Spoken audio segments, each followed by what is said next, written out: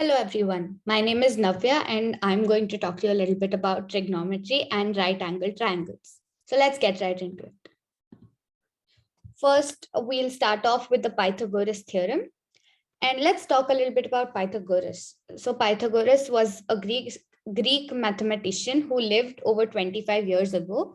He is very evidently most famous for the Pythagoras theorem, which is a very important formula in right angle triangles. You might have come across this earlier as well. The main crux or the actual formula that you need to remember is a square plus b square equals c square. So let us take a look at this in detail. So in this triangle, we have three sides, A, B, and C. So side C, the smaller letter C, is always the hypotenuse or the longest side of a triangle. And it is the one opposite to the right angle. So you can see here that the right angle is angle C. So the one opposite to that is the hypotenuse. So another way of writing the formula a square plus b square equals c square, like you can see on the screen, is hypotenuse square is equal to perpendicular square plus base square, where the base is AC, perpendicular is BC, and the hypotenuse is AB.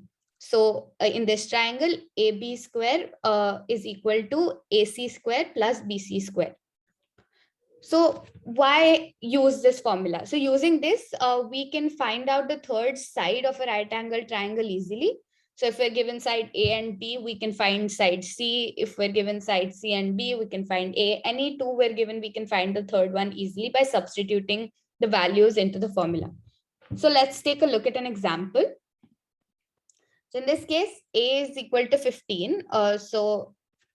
We have one side as 15, B is equal to 20, and C is our unknown. And like I said, we can always substitute it in the formula. And so the formula is A square plus B square equals C square. So we get 15 square plus 20 square is equal to C square. So that gives us 15 square is 225, 20 square is 400. That gives us 225 plus 400 is equal to C square.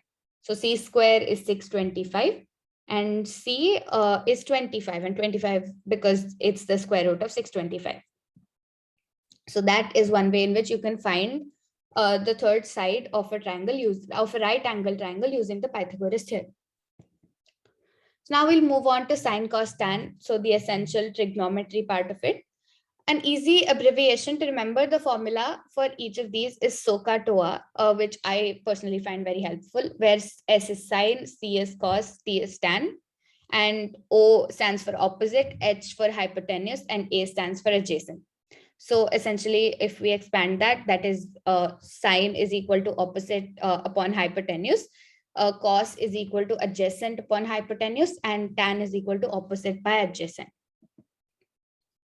So again, let's take a look at an example to make things a bit clearer. So sine of A will be opposite by hypotenuse because so, and that will be A upon C, the smaller letters A upon C. So cos of angle A will be adjacent by hypotenuse, which will be B upon C. And tan of angle A will be O upon A, which will be A by B. So O upon A is opposite by adjacent. And similarly for angle B, sine of B will be opposite by hypotenuse, which is B by C. Cos of B will be adjacent by hypotenuse, which is A by C. And tan of B will be opposite by adjacent, which is B by A.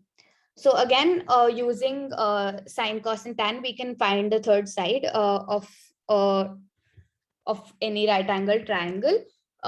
And we can also find sides. We have more inference because we can find it using just the angle and one side given. So if we have, say, angle A given to us and the side C, we can find the opposite and the adjacent. So we can find the opposite by using sine, and we can find the adjacent by using tan.